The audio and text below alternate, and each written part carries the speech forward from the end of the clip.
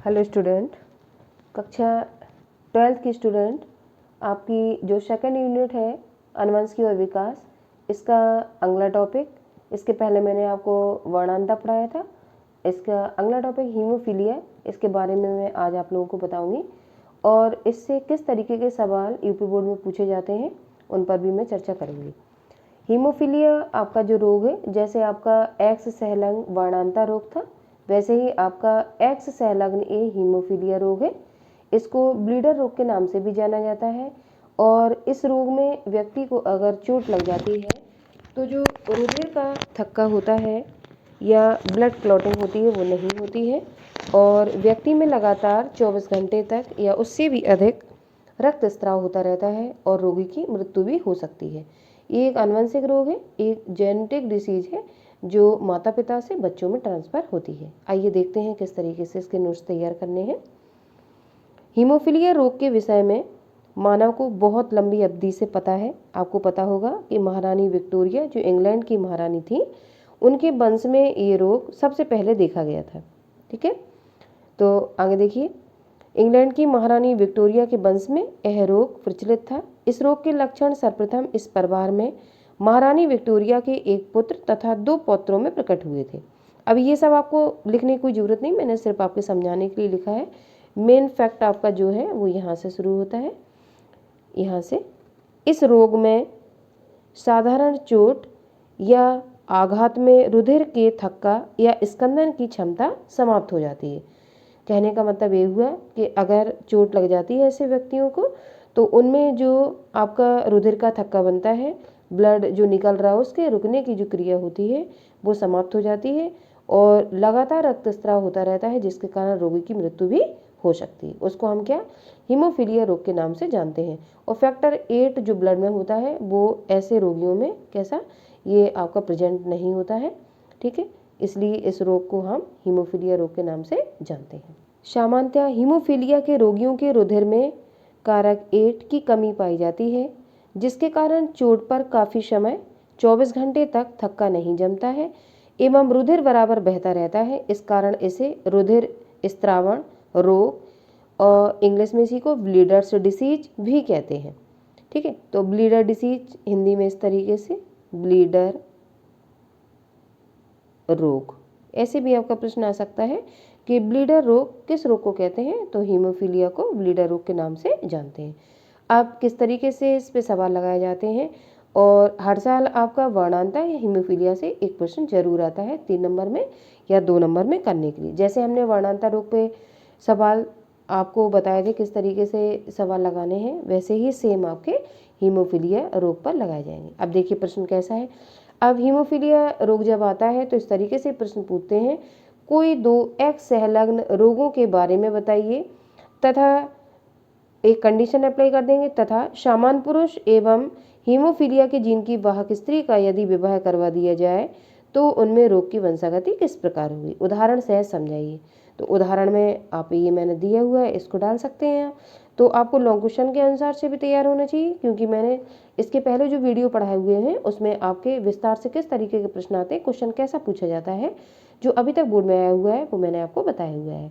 आप उसके आगे का जो वीडियो है उसमें मैं टॉपिक के अनुसार आप लोगों को पढ़ा रही हूँ। इससे पहले अगर आपको डीपली जानकारी चाहिए तो इसके पहले का वीडियो आप लोग देखेंगे तो आपको इजीली मैं जो क्या पढ़ा रही हूँ वो आसानी से आप लोगों को समझ में आएगा। आइए सवाल देखते हैं किस तरीके से लगाएंगे। इसको आप लॉन्ग क्वेश्चन में उदाहरण के रूप में लेंगे और अगर क्वेश्चन 3 नंबर का आएगा तो ये सवाल के फॉर्म में आ सकता है। कैसे? जैसे यदि एक सामान्य पुरुष तथा हीमोफीलिया की जीन की वाहक स्त्री का विवाह करा दिया जाता है तो उनसे उत्पन्न संतानों में हीमोफीलिया की वंशागति किस प्रकार होगी, ऐसा सवाल आपका बन सकता है। तो देखिए पुरुष कैसा है, सामान्य है, और जो स्त्री है वो कैसी है, वाहक है। तो मैं इसके पहले वीडियो में चर्चा कर चुकी हूँ वाहक स्त्री में किस तरीके से आपका क्रोमोसोम में आपका जो हीमोफीलिया का जीन होगा किस तरीके से वर्क करेगा। अब देखिए जब कोई सामान्य पुरुष किसी ऐसी स्त्री से विवाह करता है जो हीमोफीलिया के जीन की वाहक है तो उसके 50% पुत्र हीमोफीलिया के जीन का वहन करेंगी। ठीक है, 50% पुत्र हीमोफीलिया के जीन का वहन करेंगे, इधर एक मिनट ये गलत हो गया, करेंगे तथा शेष 50% पुत्र व पुत्रियां समान होंगे। 50% पुत्र व पुत्रियां समान होंगे। अब किस तरीके से होंगे वो आगे सवाल में हम देखते हैं। ठीक है, अब देखिए सवाल में क्या कहा गया था। स्त्री कैसी थी, वाहक स्त्री कैसी, हीमोफिलिक या हीमोफीलिया की वाहक स्त्री, और पुरुष कैसा था, सामान्य पुरुष था। ठीक है, ये पुत्र लिख दिए मैंने, सामान्य पुरुष, इस तरीके से। ठीक है, आप वाहक स्त्री के किस तरीके से क्रोमोसोम लिखते हैं, तो एक एक्स समान रहेगा और वाहक है तो एक एक्स क्रोमोसोम पर हीमोफीलिया की, ठीक है, जीन विद्यमान होगा। तो देखो हीमोफीलिया की स्पेलिंग एस से शुरू होगी, तो हमने इस तरीके से एच ए आपका इस पे रख दिया। या आप सर्कल बना के भी इसको डिनोट कर सकते हो, जैसे भी मन आपका करे। सामान्य पुरुष में एक्स वाई इस तरीके से हम सामान्य लेंगे। फिर ये माता पिता हुए, ठीक है, वाहक स्त्री और ये सामान्य पुरुष, तो हमने जनक लिख दिया, पेरेंट भी लिख सकते हो आप लोग। फिर ये जो आपके गुणसूत्र थे इनको हम अलग अलग कर लेंगे, जिससे इजीली हम सवाल को सॉल्व कर पाए। तो हमने ये निकाले आपके, तो ये आपके वाहक स्त्री के अंडाणु हुए, ठीक है, और ये आपके जो एक्स वाई हमने निकाले हुए क्या हुए, शुक्राणु हुए। आप दोनों को हम सामूहिक रूप से युग्मक कह सकते हैं, तो आप यहाँ अकेला युग्मक भी लिख सकते हो। ठीक है, एक क्रॉसिंग का निशान है आपका कि क्रॉस कराना है दोनों में। अब इस तरीके से हीमोफीलिया का मैंने एक बॉक्स बनाया हुआ है, इस तरीके से भी आप करा सकते हैं। पीछे जैसे मैंने क्रॉसिंग करके बताया वैसे भी करा सकते हैं, जैसे भी आपका मन करे, लेकिन आंसर सही आना चाहिए। और जो आप गुणसूत्र के जो जोड़े हैं आपके शुक्राणु और अंडाणु, उनको किस तरीके से मिलान करना है वो आपको प्रोसेस पता होना चाहिए। या तो आप बॉक्स बना के करिए या फिर आप इस तरीके के क्रॉसिंग लगा के भी कर सकते हैं, रिजल्ट सही आएंगे और सेम आएंगे। ठीक है, बस ये अलग तरीके से मैंने इसलिए बताया कि आपको थोड़ा सा अलग विजुअल हो कि ये रोग अलग है, वो वाला रोग अलग है। ठीक है, अब देखिए मैंने इस तरीके से बॉक्स बना लिए, जैसे मेंडल के नियम में आप बॉक्स बना के क्रॉसिंग कराते थे, पुन्नेट चौखाना बना के, सेम वैसे। अब इसमें देखिए ये जो ऊपर लिखे हुए हैं ये आपके पुरुष वाले जो आपके शुक्राणु थे वो मैंने लिख दिए, एक्स और वाई। ठीक है, ये निशान जो आपका बना हुआ है ये किसके निशान है, ये आप कह सकते हो ये आपके नर युग्मक है। क्या है, नर युग्मक। और नर युग्मक को क्या कहेंगे हम, शुक्राणु। ये जो इस तरीके से गोल और नीचे ये ऊपर जो आपको निशान ये दिख रहा है, ठीक है, ये आपके नर युग्मक है, इस तरीके से निशान बना दिया जाता है। और नीचे ये आपका अंडाणु, ये आपका प्लस का निशान दिख रहा है, तो ये आपके क्या हो गए, मादा युग्मक। ठीक है, मादा युग्मक। तो ये मादा युग्मक ये दिए निकाले थे, यहाँ इस तरीके से रख लिए और यहाँ नर युग्मक इस तरीके से रख लिए। अब जब हम दोनों में क्रॉसिंग क्रिया कराएंगे तो एक्स एक्स इस तरीके से आ जाएगा, फिर इसका काम हम इससे कराएंगे, एक्स वाई इस तरीके से आ जाएगा, फिर इसका इससे कराएंगे क्रॉसिंग तो एक्स और एक्स एच इस तरीके से आ जाएगा, फिर इसका काम इससे कराएंगे तो एक्स एक्स वाई इस तरीके से। अब एक्स एक्स कोई इस पे हीमोफिलिक जीन तो है नहीं, तो ये सामान्य पुत्री हुई। इस पे भी कोई जीन नहीं है तो सामान्य पुत्र हुआ। इस पे एक क्रोमोसोम पे आपका हीमोफीलिया का, ठीक है, जीन है ये, तो देखो एक पे रहेगा तो वाहक पुत्री हुई। और इस पे देखिए एक पर ए हीमोफीलिया का जीन है और 22 अप्रभावित है, तो ये हीमोफिलिक पुत्र हुआ। ठीक है, तो इस तरीके से ये जब आपने क्रॉसिंग कराई तो एक सामान्य पुत्री एक्स एक्स हमें मिली हुई है, एक वाहक पुत्री ये भी एक मिली हुई है, और एक सामान्य पुत्र, तो देखिए एक ये हमें मिला हुआ है, एक आपका हीमोफिलिक पुत्र, तो एक हमें ये मिला हुआ है। इस तरीके से ये आपके जो भी रिजल्ट हैं आए हुए हैं। आई होप आपको समझ में आया होगा किस तरीके से आपको सवाल लगाना है। आप पहला सवाल अगर आपको नहीं समझ में आया है तो आप दूसरा सवाल देख लीजिए किस तरीके से। ये आपका यूपी बोर्ड 16 में पूछा गया सवाल है, ये आपका 3 नंबर में आया था। ठीक है, अब देखिए आगे, जब एक हीमोफिलिक पुरुष सामान्य स्त्री से विवाह करता है तो उनसे उत्पन्न संतानों में कितने पुत्र सामान्य होंगे, इस तरीके से सवाल आया था आपका। अब देखिए ये आपका जो दिया गया उसको अंडरलाइन कर लेते हैं। क्या पुरुष कैसा हीमोफिलिक है, स्त्री कैसी है, सामान्य स्त्री है। तो चाहे स्त्री आप इस साइड लिख लीजिए, चाहे इस साइड लिख लीजिए, चाहे पुरुष इस साइड लिख लीजिए, चाहे इस साइड लीजिए, उससे कोई अंतर नहीं पड़ेगा। तो हमने पहले सामान्य स्त्री लिख लिया। सामान्य स्त्री के गुणसूत्रों को हम इस तरीके से लिखते हैं, जो लिंग गुणसूत्र होते हैं। और हीमोफिलिक जो पुरुष आपका होता है तो उनके क्रोमोसोम को हम इस तरीके से लिखते हैं। ठीक है, फिर हम अलग अलग कर लेते हैं इनको, युग्मकों को। यहाँ मैंने लिख दिया युग्मक, और ये आपके क्या हुए, निकाले हुए अंडाणु। ठीक है, और ये आपके क्या हुए, ये आपके हुए शुक्राणु। ठीक है, जैसा कि हम पहले भी वीडियो में बात कर चुके हैं। ठीक है, सामूहिक रूप से इनको क्या कहेंगे, युग्मक। तो सामान्य स्त्री और हीमोफिलिक पुरुष हमने दोनों को लिख लिया।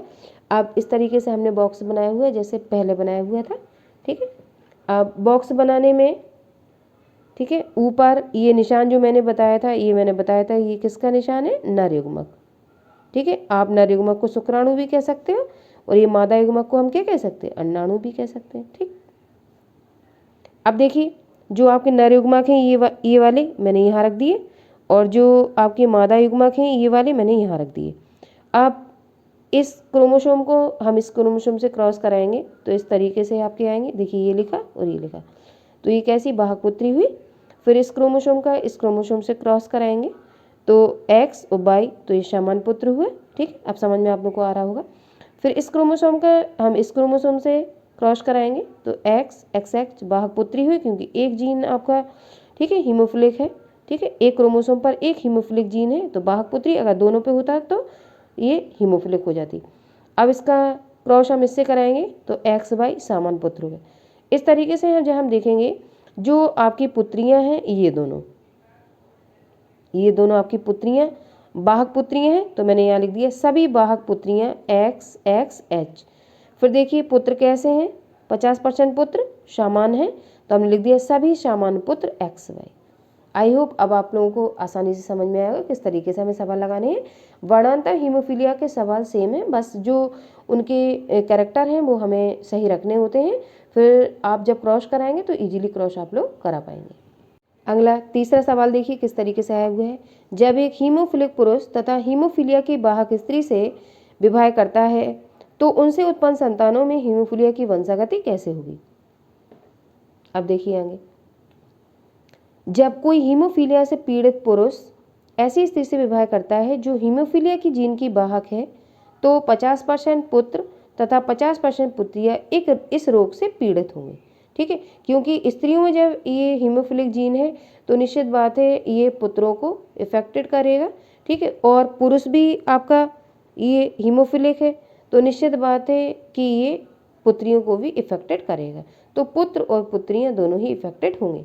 आगे देखिए, शेष 50% पुत्र समान होंगे परंतु 50% पुत्रियां इस रोग के जीन की वाहक होंगी। तो 50% पुत्रियां कैरियर का काम करेंगी, 50% पुत्र समान होंगे और आपके 50% पुत्र और पुत्रियां इस रोग से पीड़ित रहेंगे। आइए सवाल देखते हैं आगे किस तरीके से लगाएंगे। अब देखिए हीमोफिलिक पुरुष है आपका, ठीक है, पीछे जैसा सवाल में दिया गया मैंने वैसे कैरेक्टर यहाँ पर रख लिए। हीमोफिलिक पुरुष है, स्त्री कैसी है? वाहक स्त्री है। ठीक है, हीमोफिलिक पुरुष के आप जो क्रोमोसोम रखोगे तो एक्स, क्योंकि एक्स संलग्न वंशागति हम पढ़ रहे हैं तो एक्स क्रोमोसोम इफेक्टेड रहेगा, तो एक्स के ऊपर हमने हीमोफिलिक का ही जीन रख दिया और बाई इस तरीके से ये आपका क्रॉसिंग का चिन्ह है जो मैंने लगाया हुआ है, और एक्स और ऊपर एच हीमोफिलिक जीन, तो ये वाहक स्त्री हो गई आपकी। दोनों को हम जनक या पेरेंट कह सकते हैं। फिर हमने सिंपल करने के लिए सवाल को दोनों के जो युग्मक है या अंडाणु या शुक्राणु है वो अलग कर लिए, तो पुरुष के शुक्राणु रहेंगे तो शुक्राणु को हमने क्या किया, ये अलग निकाल लिए, इसको अलग लिख लिया, इसको अलग लिख लिया। यहाँ पे लिख लीजिए आप लोग शुक्राणु। ठीक है, ये मादा के जो अंडाणु थे हमने उनको अलग कर लिया, तो यहाँ पे हम लिख देंगे अंडाणु। ठीक है, अलग निकालिए। अब जैसे पिछला हमने बताया था बॉक्स बना के, वैसे ही सेम ये भी करेंगे। तो जो ये निशान आपका है, एक इसका निशान है, ये नर युग्मक का निशान है। ठीक है, तो यहाँ नर युग्मक हम डिनोट कर देंगे। ये आपका मादा युग्मक का निशान है तो हम इधर मादा युग्मक लिख देंगे। मादा युग्मक को आप अंडाणु और नर युग्मक को आप शुक्राणु, स्पर्म और ओवा कह सकते हैं या ओवा। तो नर युग्मक के जो आपके क्रोमोसोम है वो ये हैं तो हमने यहाँ रख लिए, और मादा युग्मक के क्रोमोसोम ये हैं तो मैंने यहाँ रख लिए। अब दोनों का जब हमने क्रॉस करवाया आपस में तो एक्स एक्स एक्स यही आएगा, फिर इसका क्रॉस इससे कराया एक्स वाई ये आया, फिर इसका इससे कराया क्रॉस तो एक्स एच फिर इसे आया, फिर इसका इससे कराया हमने तो एक्स एच और वाई आया। अब एक्स एक्स ये किसके होते हैं? ये पुत्री के साइन होते हैं, और एक्स एच एक क्रोमोसोम, जो एक क्रोमोसोम पर आपका हीमोफीलिया का जीन है तो हीमोफिलिक वाहक पुत्री हुई, ये समान है तो समान पुत्र लिख दिया। यहाँ पे दोनों पे ये आपका जीन हीमोफीलिया का जीन है तो कैसी होगी? हीमोफिलिक पुत्री होगी। और ये एक आपका इस पे क्रोमोसोम है, वाई से कोई आप इसका संबंध है नहीं है क्योंकि एक्स संलग्न वंशागति हम पढ़ रहे हैं, तो एक्स क्रोमोसोम पर ये आपका हीमोफीलिया का जीन है तो पुत्र कैसा हुआ? हीमोफिलिक हुआ। ठीक है, पुत्र कैसा हुआ? हीमोफिलिक हुआ। आई होप आप लोगों को समझ में आया होगा किस तरीके से मैंने एक नहीं आपको 3 सवाल हीमोफीलिया पे, और 3 सवाल आपके वर्णांता पे बताए हुए हैं। अब आप लोग इजीली सवाल को लगा सकते हैं किस तरीके से। इससे बाहर प्रश्न आपका नहीं जाएगा, और इससे रिलेटेड 1 या 2 सवाल हर साल आते हैं। तो आप लोग इस वीडियो को ज़रूर देखें, और जो चीज़ आपको नहीं समझ में आए वो आप कमेंट बॉक्स में लिख सकते हैं, मैं उसको दोबारा से समझाने का प्रयास करूँगी। आगे देखिए, आपका इसी में मैं गुणसूत्र भी पढ़ा देती हूँ। क्रोमोसोम्स इंपॉर्टेंट नहीं है, बट इतना इंपॉर्टेंट है कि इससे रिलेटेड आपके 2 नंबर के 1 नंबर के प्रश्न जरूर आते हैं। अब देख लीजिए, और गुणसूत्र पढ़ाना इसलिए मुझे ज़रूरी है क्योंकि सेक्स डिटर्मिनेशन इसके आगे का टॉपिक लगा हुआ है। जब तक मैं आपको क्रोमोसोम के बारे में नहीं बताऊंगी तब तक सेक्स डिटर्मिनेशन का जो टॉपिक है जो आपका 3 नंबर में आता है वो आप लोग नहीं कर पाओगे। इसलिए सबसे पहले आप लोगों को सेक्स डिटर्मिनेशन पढ़ने से पहले क्रोमोसोम के बारे में जरूर देखना चाहिए, ठीक है। अब देखिए, गुणसूत्र क्रोमोसोम सभी लोग जानते हैं, गुणसूत्र जोड़ों में पाए जाते हैं और ये आपके कहाँ, केंद्रक में रहते हैं, ठीक है। ये गुणसूत्र में थोड़ी मैंने परिभाषा लिखी हुई, आप लोग देख लें किस तरीके से। ये जीव की कोशिका के केंद्रक में उपस्थित कुछ धागे के आकार की संरचना है। सबको पता है क्रोमोसोम इस तरीके से, मैं आपको थोड़ा सा बता देती हूँ। इस तरीके से ये क्रोमोसोम आपका है, ठीक है। ये आपका हमेशा पेयर में पाया जाता है, जैसे कि आपको दिख रहा है। एक सेट आपका ये है, ये वाला, और एक सेट आपका ये है। तो गुणसूत्र हमेशा कैसे, जोड़ों में होते हैं, ठीक है। और जो गुणसूत्र आपके होंगे वो 2 प्रकार के होते हैं आपके, ऑटोसोम्स क्रोमोसोम्स और सेक्स क्रोमोसोम। तो ऑटोसोम जो क्रोमोसोम होते हैं वो बॉडी से रिलेटेड होते हैं, जो 22 जोड़ों में पाए जाते हैं। और जो सेक्स क्रोमोसोम होते हैं वो आपके XX मादा के, जैसा कि पीछे सवाल लगाया हमने, और XY आपके किसके, मेल के होते हैं, ठीक है। और टोटल नंबर ऑफ क्रोमोसोम पूछा जाए ह्यूमन में तो 46 होते हैं आपके। और जोड़ों में अगर पूछा जाए, जो आपके ऑटोसोम्स होते हैं जोड़ों में, वो कितने होते हैं, 22 जोड़ी ऑटोसोम्स। यहाँ मैं लिख देती हूँ, ये 1 नंबर का प्रश्न आता है। ऑटोसोम्स कितने होते हैं, 22 जोड़ी, ठीक है। और जो आपके सेक्स क्रोमोसोम होंगे, सेक्स क्रोमोसोम वो कितने होते हैं आपके, 1 जोड़ी होते हैं। तो नर का जो आपका होता है उसको हम क्या, XY कहते हैं, ठीक है। इसी को हम लिंग गुणसूत्र भी कहते हैं। और जो सेक्स क्रोमोसोम फीमेल का होता है, ठीक है, उसको हम किससे डिनोट करते हैं, XX से डिनोट करते हैं। ये एक जोड़ी होते हैं, क्योंकि जोड़ों में होते हैं तो 1 जोड़ी बोलेंगे इसको, ठीक है। और जो बॉडी से रिलेटेड होते हैं वो 22 जोड़ी। टोटल नंबर ऑफ क्रोमोसोम तो आपके जोड़ों में अगर पूछा जाए तो 23 जोड़ी। 23 जोड़ी कैसे, 22 ये हुआ और एक जोड़ी ये हो गई, तो 23 जोड़ी हो गई। और नंबर ऑफ क्रोमोसोम पूछा जाए, संख्या पूछा जाए तो कितनी होती है, 46 इन ह्यूमन, ठीक है। तो टोटल क्रोमोसोम की जो संख्या होगी 46 होगी, और टोटल जोड़ी में क्रोमोसोम तो 23 जोड़ी होंगे। बॉडी से रिलेटेड क्रोमोसोम ऑटोसोम जो होते हैं 22 जोड़ी होते हैं, और सेक्स क्रोमोसोम 1 जोड़ी होते हैं, ठीक है। इस तरीके से आपके प्रश्न 1 नंबर के आते हैं, तो मैंने बता दिया, आई होप आपको समझ में आया होगा। आप क्रोमोसोम मैंने बताया केंद्रक में उपस्थित धागे के समान संरचनाएं दिखाई देती हैं। स्टार्स वर्गर ने सन 1875 में इनकी खोज की थी। तो ये आप प्रश्न याद रखेंगे, 1 नंबर का आपका ये मल्टीपल चॉइस का प्रश्न आ सकता है कि गुणसूत्र की खोज किसने की थी, तो आपको निशान लगाना होगा, स्टार्स वर्गर ने 1875 में, तथा गुणसूत्र शब्द का प्रयोग बाल्डेयर ने 1888 में किया था। तो गुणसूत्र जो शब्द दिया था, नेम, इसको क्रोमोसोम को जो नेम दिया था वो किसने दिया था, बाल्डेयर ने। और जो खोज का श्रेय किसको जाता है, स्टार्स वर्गर को। आगे देखिए, ये केंद्रक में पाए जाने वाले न्यूक्लियोप्रोटीन हैं जो कुंडलित धागेनुमा संरचना के रूप में हमें दिखाई देते हैं। आप इस परिभाषा में जितना आपको फैक्ट अच्छा लगे, मेरे हिसाब से ये 2 तो इंपॉर्टेंट ही है। और जीव की कोशिका केंद्रक में उपस्थित धागेनुमा संरचना है, ये आपको पता होना चाहिए, ठीक। टाइप्स ऑफ क्रोमोसोम, क्रोमोसोम कितने प्रकार के हों, तो ये निम्नलिखित 2 प्रकार के होते हैं। पहला कायिक, या इसी का दूसरा नाम है स्वजात गुणसूत्र, और दूसरा लिंग गुणसूत्र। स्वजात या दैहिक क्रोमोसोम भी कह सकते हैं, कई सारे नाम होते हैं, बट आप इंग्लिश याद रखिए, ऑटोसोम्स, ठीक है। और ये आपके 22 जोड़े, जैसा कि मैं पीछे बता चुकी हूँ आपको, ये 22 जोड़े होते हैं, और ये आपके 1 जोड़े, ठीक है। और तो टोटल जोड़े मिलाए जाए तो कितने हो गए, 23 जोड़े। अब देखिए, कायिक गुणसूत्र या सुजात गुणसूत्र, या दूसरा वाला लिंग गुणसूत्र, जिसको हम सेक्स क्रोमोसोम कहते हैं, जिसका आपने पीछे सवाल वगैरह देखे इसी से रिलेटेड थे आप, ठीक। अब कायिक गुणसूत्र ऑटोसोम्स क्या होते हैं, थोड़ा सा देख लीजिए। अभी मैंने ओरली बताया था, अब आप लोग नोट से देख लीजिए। वे गुणसूत्र जो लिंग लक्षणों को छोड़कर जीन के अन्य लक्षणों का निर्धारण करते हैं, कायिक गुणसूत्र कहलाते हैं। इन्हीं को कायिक कहते हैं, इन्हीं को दैहिक कहते हैं, इन्हीं को स्वजात कहते हैं, ठीक है। और इन्हीं को हम अलिंग गुणसूत्र भी कह सकते हैं, ठीक है। ऐसे मैंने अंडरलाइन किया हुआ है, आप लोग समझ सकते हैं कितने सारे नाम इनके होते हैं। कायिक गुणसूत्र नर एवं मादा दोनों प्रकार के जीवों में समान होते हैं, इन्हें अलिंग गुणसूत्र भी हम कहते हैं। तो अलिंग गुणसूत्र याद रखेंगे आप लोग, कायिक क्रोमोसोम याद रखेंगे, सुजात गुणसूत्र याद रखेंगे, और दैहिक, ये 4 नाम हो गए इनके, कंफ्यूज नहीं होना है। और फिर भी आपको नहीं समझ में आता तो बस आप इंग्लिश याद रखिए, ऑटोसोम्स, ठीक है। ये कितने हो गए, ये पुरुष में और आपकी स्त्री में समान होंगे और 22 जोड़े ये पाए जाते हैं बॉडी में। अगला लिंग गुणसूत्र, जिसको हम क्या कहेंगे, सेक्स क्रोमोसोम। लिंग निर्धारण करने वाले गुणसूत्र लिंग गुणसूत्र कहलाते हैं। लिंग मतलब स्त्रीलिंग पुल्लिंग, लड़का और लड़की बनाने में जो क्रोमोसोम उत्तरदायी होते हैं उनको हम सेक्स क्रोमोसोम या लिंग गुणसूत्र के नाम से जानते हैं। इन्हें हेट्रोसोम भी कहते हैं। एक प्रश्न आया था यूपी बोर्ड में, आप लोग पढ़ाई करते हैं, आप लोग अपनी बुक्स में देखना कि इन जो लिंग गुणसूत्र हैं इनको हेट्रोसोम्स क्यों कहते हैं। तो इनको हेट्रोसोम्स इसलिए कहते हैं क्योंकि लिंग गुणसूत्र नर और मादा दोनों में अलग अलग होते हैं। जो फीमेल का होगा XX होगा और जो मेल का होगा वो XY होगा। तो दोनों में अलग अलग क्रोमोसोम है, इसलिए इनको हम क्या कहते हैं, हेट्रोसोम। और आगे हमने पढ़ा ऑटोसोम्स। ऑटोसोम्स में जो क्रोमोसोम होते हैं नर और मादा में समान होते हैं, इसलिए हमने उनको क्या नाम दिया, ऑटोसोम्स। और लिंग गुणसूत्र में नर और मादा में दोनों में अलग अलग होते हैं, इसलिए हमने इनको क्या कहा, हेट्रोसोम्स। ठीक है, अब समझ में आप लोगों को आया होगा। और जब प्रश्न यहाँ से आता है हेट्रोसोम्स क्यों कहते हैं, तो ये लाइन आप जोड़ के लिखेंगे, क्योंकि नर और मादा दोनों में अलग अलग होते हैं, इसलिए इनको हेट्रोसोम्स कहा जाता है।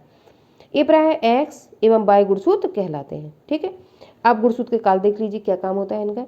गुणसूत्र पर उपस्थित जीन आनुवंशिक लक्षणों के वाहक होते हैं। गुणसूत्र पर जो जीन पाए जाते हैं वो आनुवंशिक लक्षण जो माता पिता से संतानों में, ठीक है, ले जाने का कार्य करते हैं, क्योंकि गुणसूत्रों पर जो जीन्स होते हैं वो एक कार्यात्मक इकाई है। कार्यात्मक इकाई फंक्शनल वर्क करने का जो काम होता है वो जीन्स ही करते हैं। और आनुवंशिक लक्षणों को, माता पिता के जो लक्षण होते हैं वो संतानों में ट्रांसफर करने में जो भूमिका निभाते हैं वो जीन्स होते हैं। इस कारण गुणसूत्र आनुवंशिक वाहक कहलाता है। तो ये वर्क हुआ, गुणसूत्र का क्या काम है, इन पर उपस्थित जीन्स जो होते हैं जो आनुवंशिक सूचनाओं को पीढ़ी दर पीढ़ी ट्रांसफर करने का कार्य करते हैं। ठीक है, आप लोगों को आई होप समझ में आया होगा। जिस तरीके से मैंने 2 टॉपिक आज इसमें वीडियो में आप लोगों को पढ़ाए। क्रोमोसोम ये यूपी बोर्ड में इंपॉर्टेंट रोल प्ले करेंगे आप लोगों के, जो अभी पेपर आप लोगों का होने वाला है। अब मैं आपको जो भी वीडियो डाल रही हूँ जो आपका इम्पोर्टेंट, ठीक है, मुझे पढ़ाना चाहिए या जो इम्पोर्टेंट फैक्ट है उनसे प्रश्न आएंगे, मैं वैसा ही आप लोगों के लिए वीडियो लेकर आ रही हूँ। तो आप वर्णांतर और हीमोफीलिया इसमें से आपको 100% एक प्रश्न जरूर मिलेगा। तो ये आप लोग इनके नोट्स नोट डाउन कर लीजिए या फिर इसको आप मोबाइल से ही देख लीजिए, क्योंकि इतना कठिन है नहीं। आप एक बार भी देखेंगे तो आपको समझ में आ जाएगा।